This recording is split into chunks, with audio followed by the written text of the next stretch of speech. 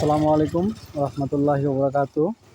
আলহামদুলিল্লাহ, আমার হাতে কৃত্রিম প্রজননকৃত ইজাব এয়ারলাইন্সের শাহিওয়াল 100% সার বাচ্চা।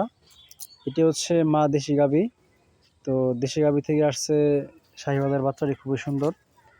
বাচ্চাকে দুধ বেশি খাওয়াইতে দেব, দুধ খাওয়াইতে হবে বেশি বাচ্চাকে, দুধ টানানো যাইব না,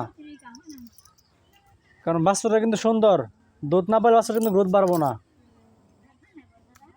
পাশাপাশি আপনার হচ্ছে ফিট বেশি বেশি খাওয়াইতে দেবো, ঠিক আছে? গায়ের খাবার টাবার দিবেন। যদি দুধ বেশি খাওয়ান তাহলে বাচ্চা তাড়াতাড়ি বড় সড়ো হইব।